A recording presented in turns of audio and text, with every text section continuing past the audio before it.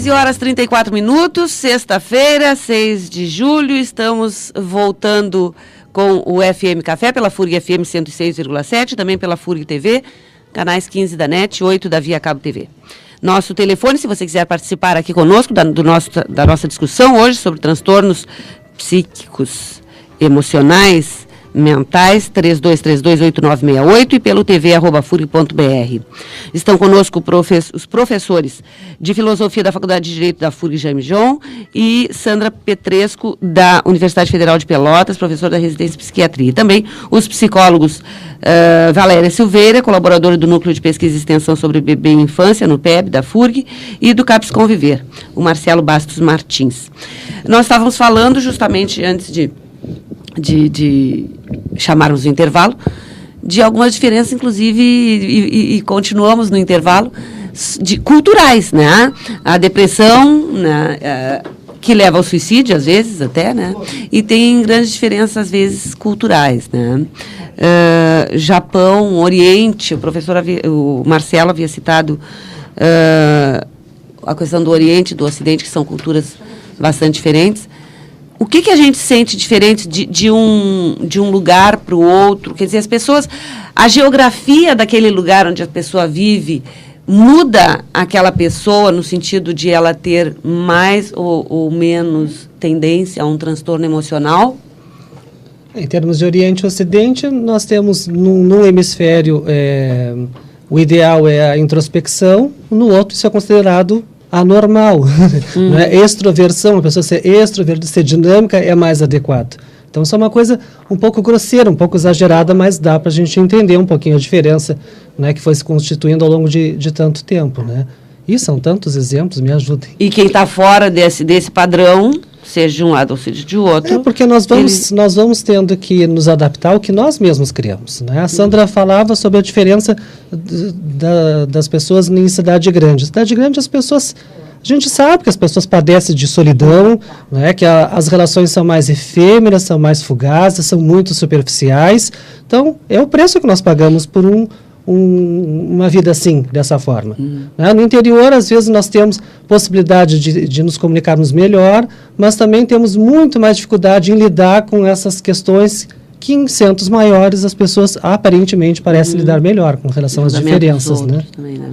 Mas isso é muito relativo, porque eu sempre lembro do CRP da Bahia, que é sempre premiado com relação ao seu trabalho em relação à intolerância, com relação à diversidade sexual e religiosa, e é justamente lá onde acontecem crimes hediondos, onde as pessoas são massacradas, não é? Então, isso acontece muito no nosso território verde e amarelo, esses contrastes todos. Em termos biológicos, acho que a questão geográfica, eu vou deixar a parte cultural para o professor, colega, discutir, que acho que ele vai discutir melhor que eu, mas em termos biológicos, uma coisa que repercute muito é a luminosidade, né? A gente sabe que os lugares onde tem uma luminosidade menor, depende um pouco da vulnerabilidade, como a Valéria falou, no sentido de que alguns não faz diferença se o dia é um dia claro, um dia cinzento, um dia de sol brilhante ou não, mas para algumas pessoas com uma vulnerabilidade maior, essa questão da luminosidade, daí da melatonina, etc., pode influenciar em uma resposta maior, ou ter uma facilidade, uma predisposição um pouquinho maior à depressão, por isso também. E tentativas de suicídio, né, em países... mas é que em muitos países onde as cifras de suicídio são muito altas, coincide com países onde tem uma estabilidade econômica, por exemplo, surpreendente, como os países da Escandinávia. Então, aí eu só estou jogando a peteca para o meu colega. Não, o que a gente observa é países com alta taxa de desenvolvimento, com alta taxa de racionalidade generalizada do ponto de vista social, tendem também a tornar mais exigentes as condições de sobrevivência por efeito do aumento da competição interna dos seus indivíduos. Que se observa, por exemplo, no Japão, em que uma criança desde cedo precisa ser não apenas excelente, mas mais excelente do que inclusive as demais. E se cria uma espécie de estressamento coletivo nas escolas ou sei lá, em todas as atividades onde elas estão inseridas. E essa cobrança cobrança, não digo excessiva, mas essa cobrança constante tem o seu preço. Assim como se pode dizer genericamente excelência do ponto de vista de comportamentos, tem também tem o seu preço. Não faz muito tempo eu vi uma reportagem muito interessante sobre a Escola de Ballet de Dresden, que é uma jornada de 15 horas diárias dedicadas a algo como balé em algumas ocasiões. Toda a beleza das bailarinas esconde também uma ansiedade, ou então pés que parecem mais pés de um trabalhador numa mina, sei lá, de carvão, com todo o desgaste, poimento de pele a que está sujeito e todas as, sei lá, quase nódulos em algumas articulações de tanto que são exigidas. E, obviamente, todo o grau de introjeção também de exigência a que se submetem. Mas é o preço que se paga para algo como excelência, em especial aqui, por exemplo, seja do balé ou de um aspirante a grande concertista, ou então, por exemplo, toda a exigência que há, por exemplo, em relação aos alunos coreanos e japoneses que precisam ser os melhores ou absolutamente melhores, que gera também, em consequência, um índice relativamente alto de suicídios ou ao menos de tentativas de suicídio. Por outro lado, eu queria acentuar a famosa síndrome de depressão sazonal que ocorre justamente nos longos períodos de inverno. Nós temos, no país, nós temos o privilégio de termos um céu relativamente azul durante muitos dias do mês, temos chuvas relativamente mais passageiras e temos também um grau de luminosidade com menos flutuações do que nas pontas, nas mais altas latitudes. Se consideramos, por exemplo, pela minha própria experiência, vivi na Alemanha um certo tempo, 4 da tarde é 4 da noite no período de junho, aliás, no período de dezembro, no nosso verão aqui, quando lá é inverno. E 8:30 da manhã começa efetivamente o dia. Eles têm menos de 8 horas de luz durante o período de inverno.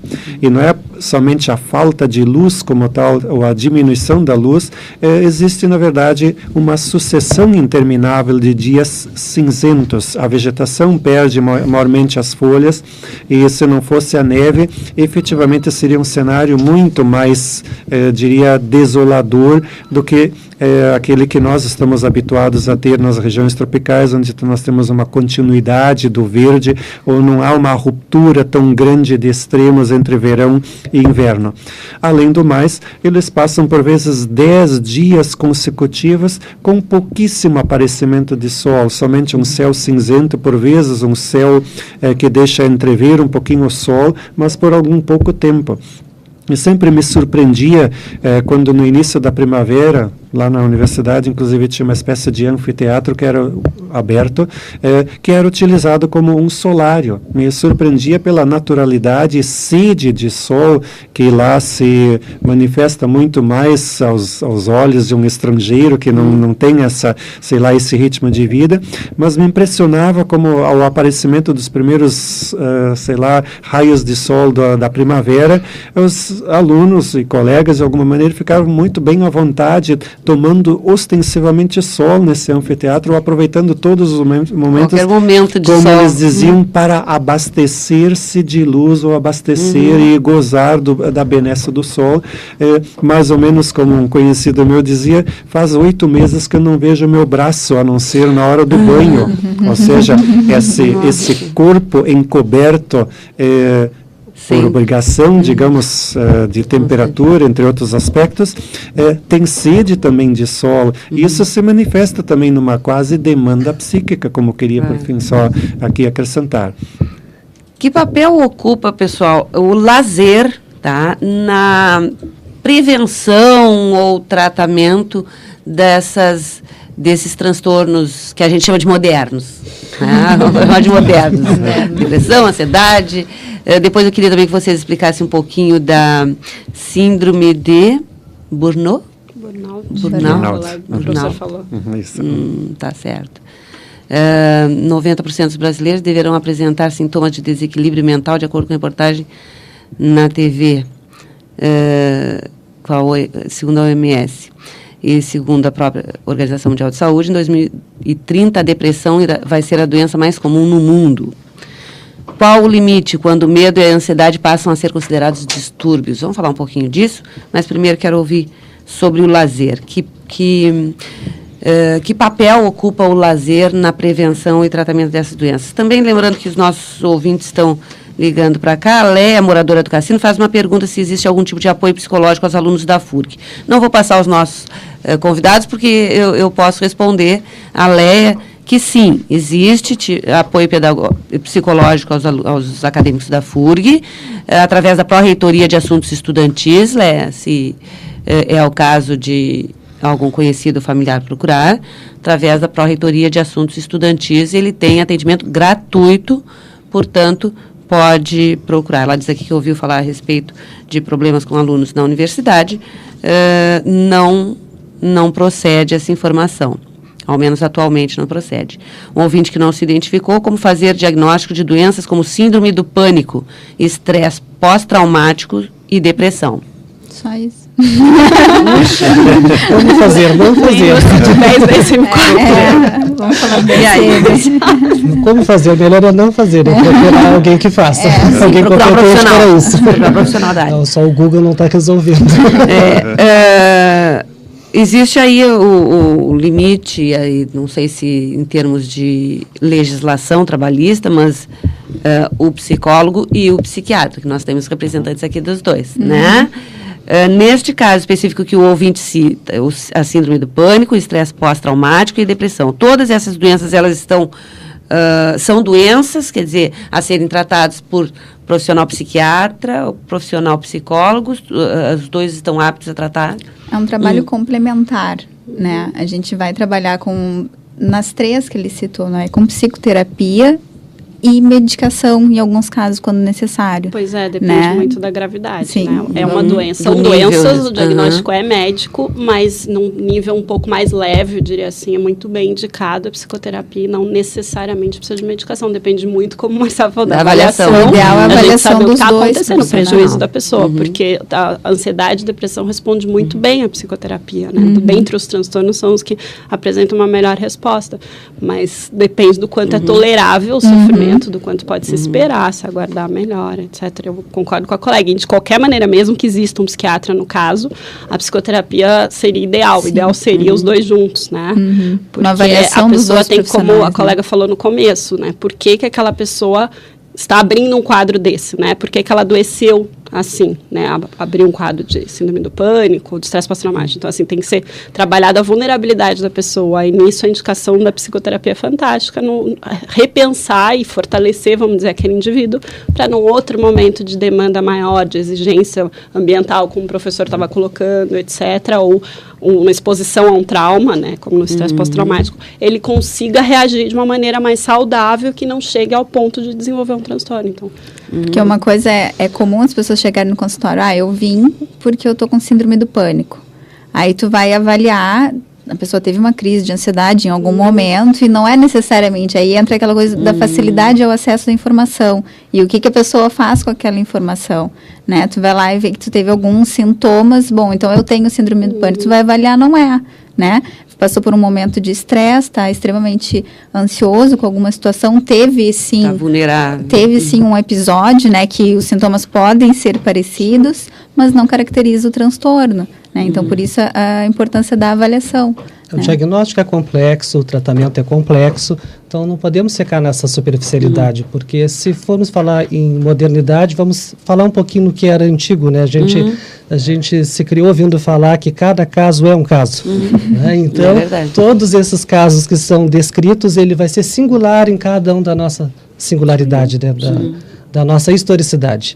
Então, vamos ter que avaliar, independente do diagnóstico, a estrutura que essa pessoa tem, que rede social que ela tem, o que ela pode contar, que alternativas saudáveis ela tem. Porque ela não é uma doença, ela é uma pessoa. Então, temos que pensar em aspectos positivos. Estamos falando no aspecto pessoal, mas já adiantando um pouquinho o que tu sugerisse com relação a essas questões ambientais, temos que pensar em alternativas saudáveis. Óbvio que temos que pensar sempre em prevenção, mas temos que pensar em alternativas saudáveis, em planejamento urbano. Que alternativas saudáveis nós temos de lazer? Porque no mundo do trabalho, pensar no descanso, no lazer, não pode ser luxo. Isso é necessidade básica. descanso, lazer é necessidade básica. Isso é muito mais aceito em outras culturas do que a nossa. Inclusive, melhora a produtividade. Exatamente, exatamente. Nós temos tantos exemplos disso e ainda temos essa dificuldade de aceitar que lazer não é luxo, é necessidade.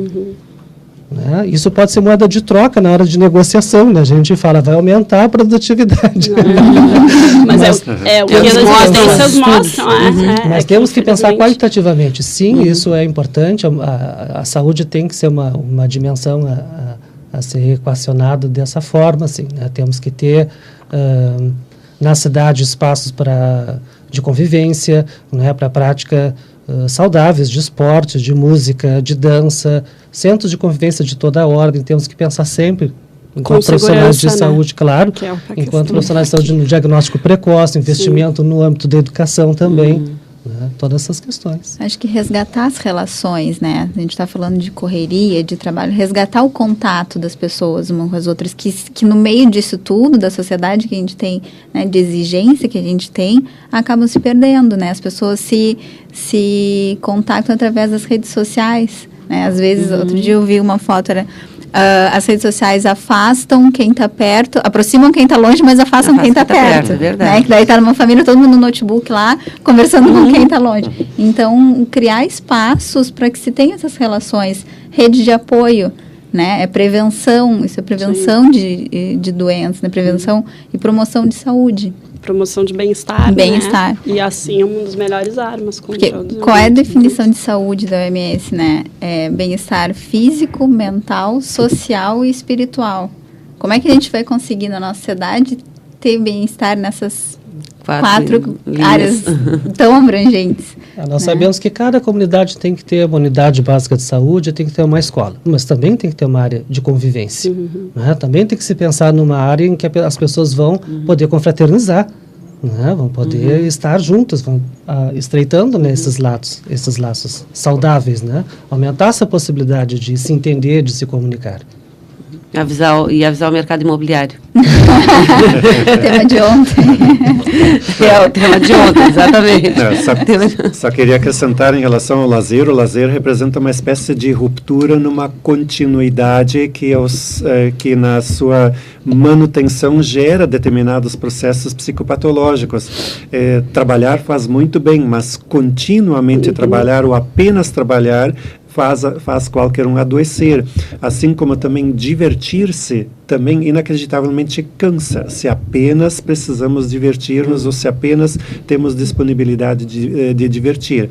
É mais ou menos como comer e beber. Se não damos tempo para algo como fome e sede, nos saturamos de comer e beber. Apenas comer e beber não nos satisfaz. O que nos satisfaz é a necessidade de fazê-lo e poder satisfazer-se na necessidade contrastada com a sua satisfação. Isso ocorre, obviamente, também nas relações sociais. Nós somos afetivos, nós somos carentes de relações sociais, mas de vez em quando necessitamos também ter algo como a liberdade, como também o nosso próprio espaço, como por vezes necessitamos também algo como convivência ou profundas vivências intersubjetivas que fazem esse equilíbrio da diversidade ou essa multiplicidade de experiências a que nós, de alguma maneira, somos quase que obrigatoriamente levados a realizar.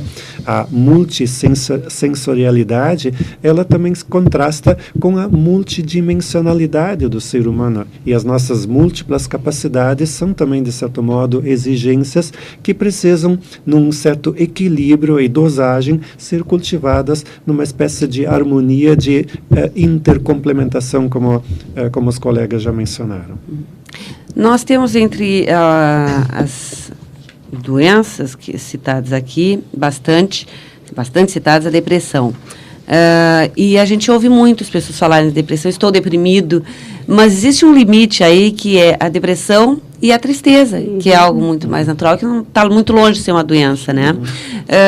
Pelo que vocês experimentam no dia a dia, existe realmente essa confusão muito grande, quer dizer, as pessoas rapidamente acham que estão deprimidas porque estão tristes? por momentos? Acho que a aula mais fácil é a aula da depressão, né, Sandra? É mais fácil de explicar, né? Porque tristeza intuitivo. Todo mundo sente, né? Tem que dimensionar justamente o que é uma tristeza, que é natural, e até uma crise depressiva, que tem uma estimativa que todos os saudáveis, ou entre aspas, normais, vão ter 3 ao ano, né? E aquilo que caracteriza propriamente um transtorno. Mas isso que todo mundo sente é fácil de explicar. Talvez essa seja a aula mais fácil. Difícil são os outros transtornos que são mais raros e têm maior dificuldade de aceitação, de reconhecimento. Eu não sei, em termos de vivência, como foi perguntado, eu, por ser psiquiatra, quando chega em mim, em geral, já é depressão, já é transtorno mesmo, né? Acho que os níveis mais leves, ou essa coisa da transição entre o transtorno ou a vivência, vamos dizer, transitória da tristeza, ou de sintomas depressivos, como o Marcelo estava falando, deve chegar mais aos psicólogos, ou... Né, do que para mim. Agora, eu acho bem importante isso que o Marcelo está colocando, que assim, a gente, por exemplo, se eu pegasse alguém que me dissesse que tem muitos sintomas depressivos, uma das primeiras coisas que a gente vai perguntar, mas faz quanto tempo que isso está durando? Né? É o tempo todo? Quando você vai se divertir, quando você encontra seus amigos ou sua família, ou com as pessoas que te fazem bem, isso melhora? Né? A gente vai tentando investigar justamente para diferenciar dessa reação normal, né? Que, como o Marcelo estava colocando, entre outras coisas, a gente tem transtorno de ajustamento, com humor depressivo, a gente tem o luto, a gente tem, quer dizer, tem várias reações naturais, inclusive no ciclo vital, de que não, o normal é reagir com alguns sintomas depressivos e não o inverso, né? Então, né, acho que a pergunta é adequada. As crises vitais já vêm acompanhado de um estado temporário, né, depressivo. É natural, é normal que isso aconteça. Sim, esperado. E todo mundo sofre perdas, afinal de contas, independente de uma crise vital como essas que a gente reconhece. E eu acho que o principal é avaliar o prejuízo que está tendo na vida da pessoa, né? Ela tá, como é que está o sono? Ela tem insônia, tem dificuldade para dormir, tem dificuldade, dorme muito tempo, não dorme, está se alimentando bem, consegue fazer as atividades, faz atividades triste, é uma coisa, não conseguir fazer as atividades diárias é outra. Então, cuidado para avaliar esse tipo de questão. E também, como a Sandra falou, o que aconteceu, quanto tempo isso está acontecendo e o que aconteceu antes de ter esses sintomas, né? Teve uma perda, né, de um familiar, alguma coisa assim, teve alguma mudança na vida, mudou de cidade. Hoje aqui em Rio Grande, quantas pessoas têm vindo para a cidade, né? É uma perda dos colegas, da rede social que tu tinhas na cidade onde tu morava, e tu vem para uma situação desconhecida. Tudo isso vai ter alguma alteração, né? Tu vai sentir essas questões, mas nem tudo vai virar depressão. Considerava pacata, já está sentindo até antes de ficar pior. Eu gostaria de trazer também que me parece que às vezes a gente vive um período de uma infância psicológica, né? Porque não toleramos a frustração, porque somos muito egóicos, né? Porque somos intolerantes a qualquer diversidade, né? Isso é uma falta de maturidade mesmo, inclusive no sentido de não aguentar a tristeza. Tem momentos em que nós vamos ficar tristes. Estamos em luto, o normal é sofrer, é ficar triste. E aí vamos atrás de droga, quando não suportamos a tristeza, vamos atrás de drogas? Com uma tentativa de automedicação, não de tratamento, mas de uma tentativa desesperada, né, de terminar com aquela dor do viver, que o pensamento suicida é esse, né? Viver é tão insuportável que eu tenho que fazer alguma coisa para parar com esse sofrimento. É uma saída que a gente entende patológica, mas às vezes é a única saída que a pessoa doente está encontrando, né? Até porque todos necessitam de uma pequena dose de endorfina diária, isso é pacífico, né? Seja de onde for, agora, nem que a gente faça fotossíntese, seja como for, ou brincando, ou estando, né, curtindo de alguma maneira. Apesar de alguns indivíduos lidarem mais serenamente com as pequenas flutuações que ocorrem. Agora, também viver o tempo todo na exigência de uma aeromoça que precisa estar sorridente, simpática, ante todas as situações adversas. Magra e jovem. Exato, né? No Brasil, né? Também é um regime de vida insuportável a longo prazo, né? É inacreditavelmente um ideal de vida de muita gente é desconhecido que se passa na vida psíquica justamente desse perfil de trabalho, né? Ok. Qual é a mais comum desses transtornos que a gente citou aqui, que a gente falou hoje em consultório? Olha, em consultório é uma coisa, estatisticamente a gente tem os nossos códigos, né, CID-10, DSM-4, né, e esses métodos descritivos eles descrevem assim, por exemplo, esquizofrenia, entre elas a paranoide é o mais comum. Isso satisfaz a vários, mas para muitos de nós não satisfaz. Por quê? Nós vamos perguntar, por quê? Por que é mais comum? A esquizofrenia catatônica está ficando rara em alguns contextos culturais. Por quê? Está aumentando a incidência ou não, ou melhor, a identificação de alguns transtornos, como disse, transtornos invasivos do desenvolvimento, como trouxe a Sandra. Tá bem? E o que mais? Né? Então, nós sempre vamos procurar e vamos nos inquietar com essas coisas que estão surgindo. Né? Claro que numa sociedade estressante, transtornos do humor, transtornos ligados ao estresse, é o preço que nós temos a pagar. Né? Mas temos que pensar também nos dois lados da moeda, em alternativas saudáveis, em adaptabilidade, em planejamento, em prevenção. Na área, e não sei se vocês acompanham, mas de qualquer modo vou apresentar a questão, na área da criminalidade, está sendo também mais diagnosticados problemas mentais, psíquicos e emocionais? Sim. Sim, sim. A falta de atenção às necessidades básicas é uma coisa estranha, né? Mas muitas pessoas não têm atendido as suas necessidades básicas. Isso, as psicopatias decorrem disso? Algumas cisões, não é, que vão causar um transtorno social, a gente sabe que são privações graves e na infância, às vezes, nas primeiras vivências, né? Mas temos tantas outras coisas, porque acho que todos nós estamos nos esmerando em mostrar que é uma multicausalidade, né? Que revela um transtorno. Sim, não tem uma única causa. Acho que todos nós, assim, colegas aqui, desculpem, estou tratando todos como colegas, estamos tentando trazer a nossa visão, né, do nosso cotidiano, mostrando que existem muitas causas, né? O sujeito não se matou porque foi abandonado, não deprimiu porque se separou, não. Isso é o que se enxerga, isso é o aparente. Né? As pessoas adoecem por uma série de situações e então, por isso que eu disse que é complexo, porque esse entendimento, ele deve ser dinâmico e deve ser como um levantamento histórico sobre a vida da pessoa. Né? Para nós podermos mapear não só aspectos que precisam ser potencializados, né? Mas ter uma dimensão assim de como essa pessoa poderá, né, ser trabalhada, ser potencializada de maneira que se adapte melhor, né? Que se liberte de alguns sofrimentos, né? Já que tu fala sempre na questão do trabalho também, como a colega estava trazendo, tem que dimensionar assim, esse sofrimento também está impedindo que ela possa se situar no mundo do trabalho, né? Que vai trazer uma repercussão muito grande, um impacto social bastante relevante. Certo. No conceito de necessidades básicas, não queria incluir aqui apenas algo como alimentação, algo como moradia, mas também necessidades afetivas, o amar e ser amado, ser reconhecido, ou inclusive o direito à percepção da própria identidade, ou a liberdade de fazer as escolhas cabíveis a si próprio, entre outros fenômenos. Por vezes se associa, ou muitas vezes se associa a criminalidade, a pobreza material, quando na verdade nós temos assassinos, ou temos, sei lá, psicopatas de esferas altamente privilegiadas do ponto de vista material e econômico, mas com carências afetivas em muitas ocasiões. Ou indivíduos que sofreram violências ou todas as formas de violência, não por privação material, mas por impedimento da liberdade de serem aquilo que gostariam de ser, ou que foram obrigados a ser algo que nunca quiseram escolher para eles próprios. Eu tenho estudos interessantes, né, saindo um pouco do que o professor está dizendo, mas entrando com a parte mais técnica, com presidiários, que mostra que usando os critérios diagnósticos, né, muitos preenchem critérios para déficit de atenção e hiperatividade, que tem uma impulsividade, né, muito grande, muitos preenchem critérios para transtorno afetivo bipolar, muitos para transtorno de conduta, né, ou tiveram já transtorno de conduta há muito tempo, e uma boa parte dos que têm transtorno de conduta tem retardo mental.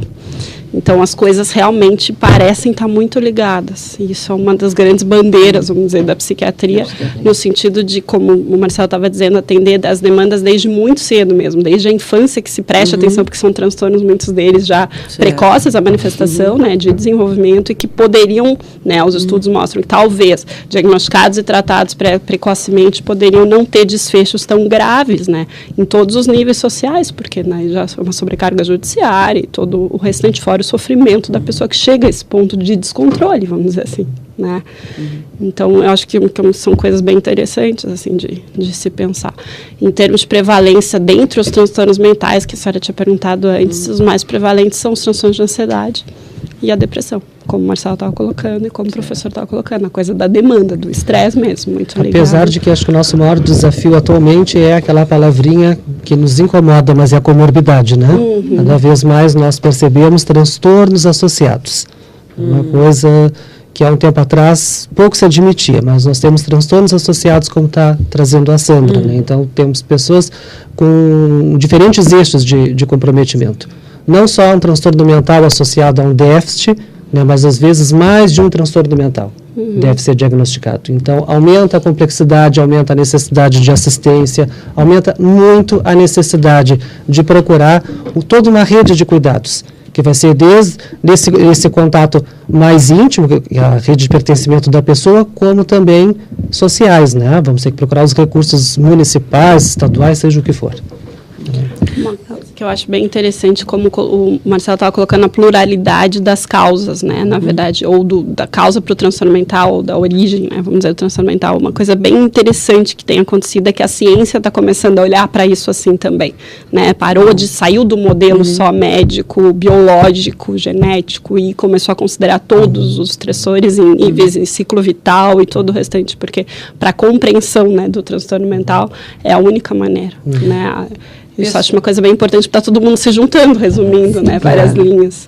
Pessoal, quero agradecer muito, olha, são 14 horas e 5 minutos já, passam 5 minutos, porque o tema realmente é muito bom, e a gente nem falou sobre, enfim, sobre vivência religiosa também, sobre a quantidade de informação que a gente tem, a comunicação, né, dentro da comunicação, o CAPES Conviver é nosso parceiro aqui na 106,7, né, professor, né, Marcelo, com o Unidos Venceremos aqui no sábado, né, pessoal, e nós ficamos muito felizes quando eles vêm gravar, sempre na quinta-feira de manhã, e acho que eles ficam felizes de estar aqui, né? Pessoal, saudável para eles. Né? Eu acredito que o projeto esteja trazendo bons resultados, acho que para nós também, aqui na Fúria FM. Nenhuma outra rádio comercial, obviamente, abriria esse espaço, né? A gente está cumprindo aqui nosso fator, né, professor? Papel social. Papel social aqui da comunicação e de uma rádio educativa. Quero agradecer muito psicólogos Marcelo Bastos Martins e Valéria Silveira, e os professores Sandra Petresco e Jaime João. Obrigada mesmo, nós tenho certeza que nós saímos daqui crescidos, crescidos hoje, porque foi muito interessante o programa. Obrigada também ao ouvinte, ao telespectador aí do outro lado, e nós retornamos na segunda-feira no mesmo horário. Um bom fim de semana a todos, um abraço, até lá.